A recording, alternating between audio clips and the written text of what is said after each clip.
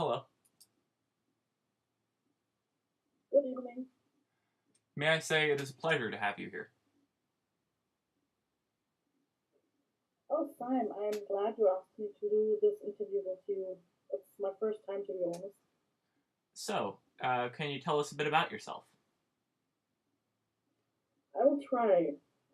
So my name's Dean. I'm 20 years old, 21 years old female being from Germany, and I'm a Kene black bear.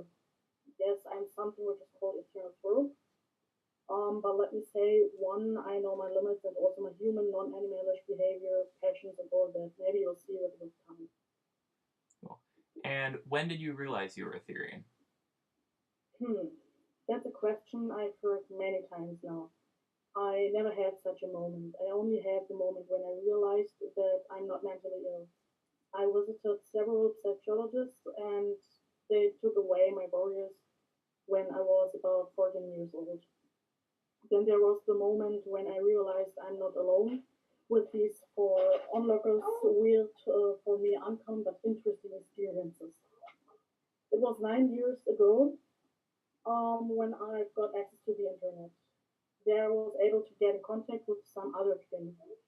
So you see, I never had an awakening. I always knew that I'm not entirely human, since I can think. But I've never wanted to know the right term for what I feel. Like, am I a wolf or something? It wasn't important for me. I just wanted to live my life. But then I've got questioned many, many times. The first thing I thought of, there, even my mother said, that was funny. Anyway, after a lot of research and many mistakes I've made, I found out that I'm rare. What are some of the day-to-day challenges of being a Therian? Well, first I have to say that I am a Contherian. I have to fight against other urges in another way than shifting xenotropes do. As a conxenotroph, I don't shift. I rather am constantly shifted. Not physical, of course. That's a lie. Physical shifting is a nice and wonderful, neat idea, but still impossible. No, I'm in phantom lens, aura shifting, mental, and so on. Let's go on. My own day-to-day challenges of being a Ethereum are the following. My urges. I have them constantly, due to me being a constantly, of course. I have to hide my urge to grow, walk on all fours, pick up stuff with my mouth or whatever.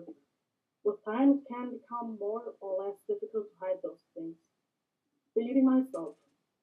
Yes, sometimes it's just stupid to think about the life. Why? Because I begin to doubt on myself and even my existence then. Am I right? Is this a mistake? Why do I even live if I really do so? I'm just another naive and childish being. Usually I just live my life and don't think about such things. But on other days I don't do so and overthink a lot.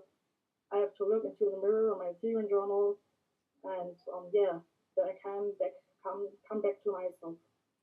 Friends and family also help me sometimes. Nostalgia and wishes. I often think about my past lives and become sad then, very sad. I miss my old homes, which have been pretty similar to one another, except of one of them. I tend to not talk about them because they are very personal.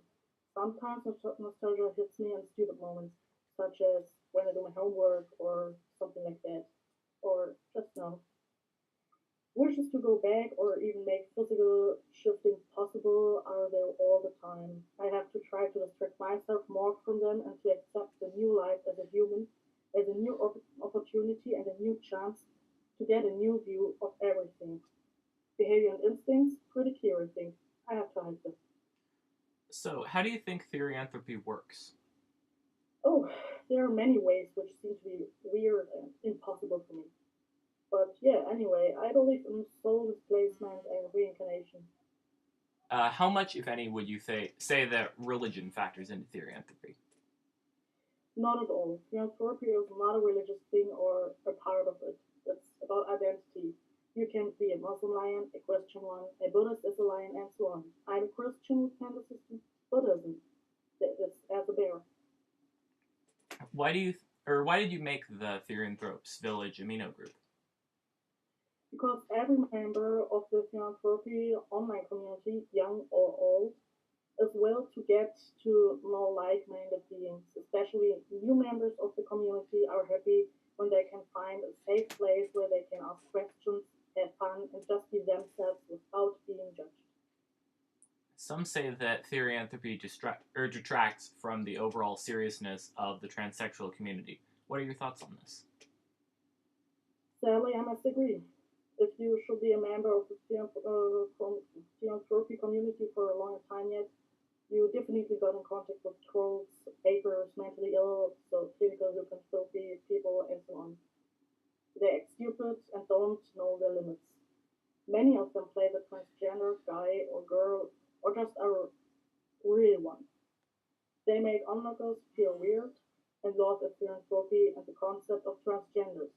All Therians are trans and all trans are Therians are becoming very common with time. This information in the negative way about Therians and transgender people. You're trans? You're all levels except physical, huh? And such statements are a big lie on two ways. Trans is not Therian, and no one is an animal on all levels except physical. That's a big, big lie. Also, many Therians try to explain their identity with comparing to transgender people, being born into the one body, like transgender.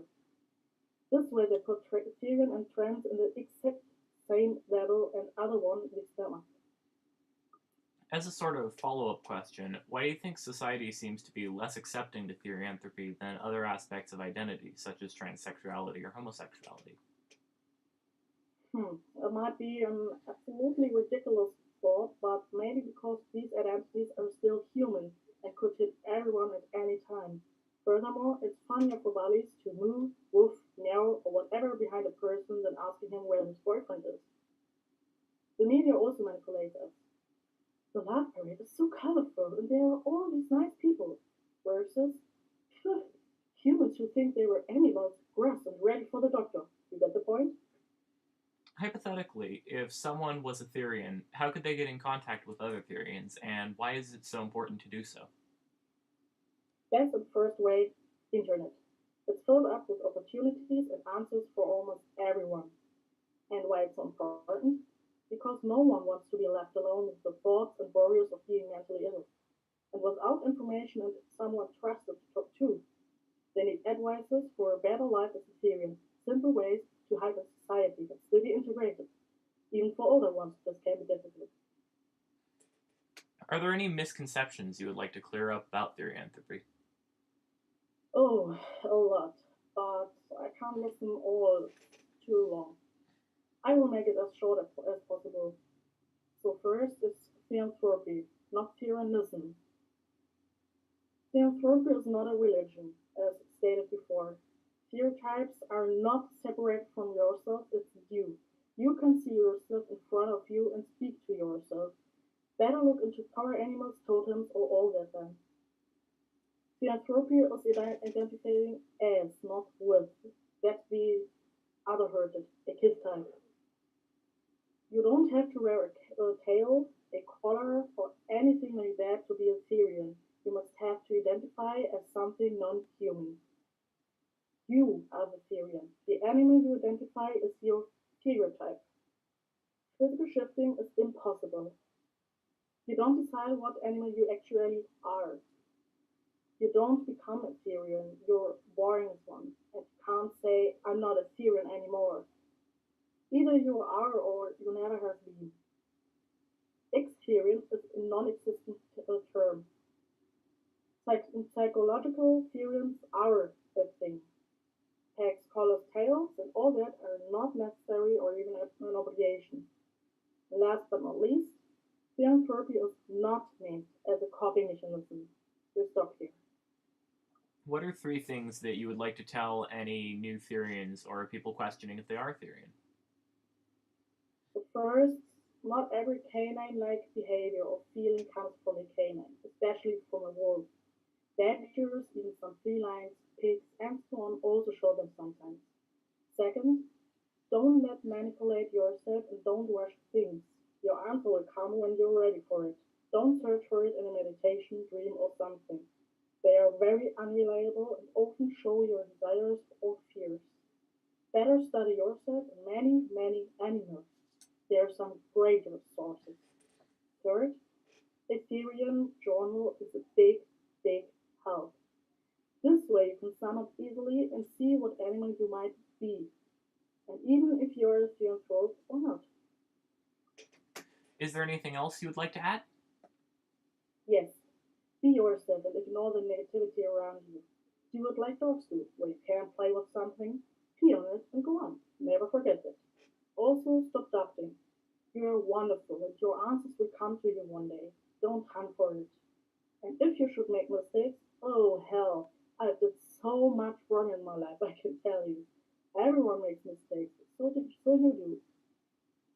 Don't be ashamed because of it. Just go on and do whatever makes you happy. Thank you so much for your time. No problem.